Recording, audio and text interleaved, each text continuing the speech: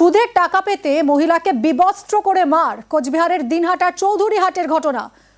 অভিযোগ মহিলার প্রতিবেশীর বিরুদ্ধে। শুভঙ্কর আমাদের প্রতিনিধির সঙ্গে কথা বলবো। শুভঙ্কর, কি ঘটেছিল, কি অভিযোগ?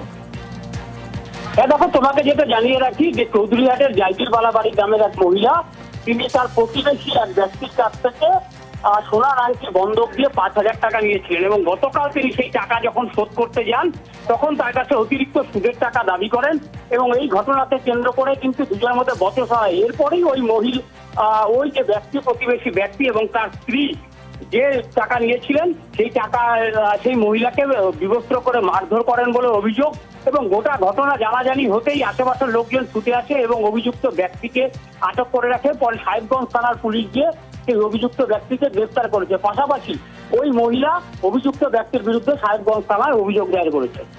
ধন্যবাদ শুভঙ্কর। ঘটনা, ওনার কাছে আমি একটা আংটি খুঁজলাম, সোনার আংটি, ওইটা নিতে গেছি। ওরা আমাকে বাড়িতে ডাইকে নিয়ে যায়, মারছে। উলঙ্গ অবস্থায় মারছে ছেলেটার বউটা।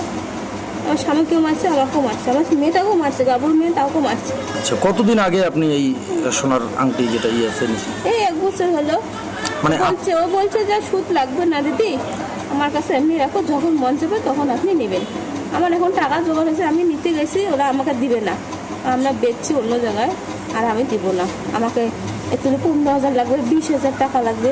আমি বলছি আমি দিতে পারবো না, আমি গরিব মানুষ, কোথা থেকে দিব?